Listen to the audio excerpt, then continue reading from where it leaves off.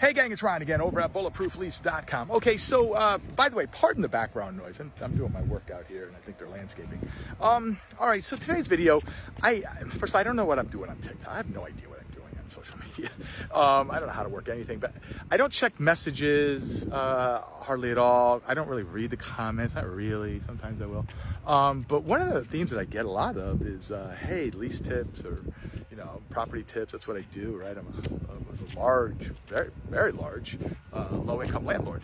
But some people wanted some other tips, how to buy property and things. And it's worth noting, out of all the units my wife and I ever owned, which is a big number, about half of those, roughly, that's a guess, but I'm close, never went to a bank for. I buy properties very uniquely, by the way. I don't know if anybody in America does it the way I do it. But that's a video for another day, because that's a half-hour video, a 1-hour video. I really can't do that on TikTok, so don't ask, by the way. I know I'm gonna get a bunch of messages. How are you doing it? So today's video is sort of along those lines. So back when we were in buying mode, we were machines, and when you're purchasing low-income multifamily properties, velocity is your friend. Next, next, next. You're gonna hear no 95 times out of 100, by the way. But one of the things that I always insisted on, I am not a negotiator, and this is going to be a negotiating hack, right? How's that for a dichotomy? So one of the things I would put in my clause, I'll tell you in a second, is to prevent realtors from doing what they always do, okay? Or owners, I should say, but a lot of realtors. What'll happen is this thing, I don't know, a complex could be on the market for 5 years, whatever, right? And you make an offer, and what do they say? Oh yeah, hey, we got another offer.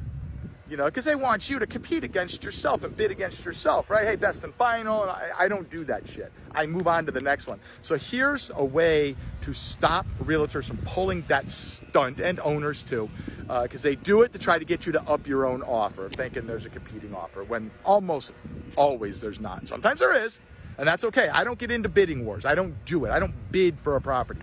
I don't want to win a bidding war, right? Because that means you probably overpaid, right? Because it gets competitive. So here's what I put in my offers, okay? This one line will eliminate that, okay? And obviously I'm not walking around with my purchase and sale contract, but add the clause, upon notification of a competing offer, my bid expires at that point. There's null and void at that point, okay?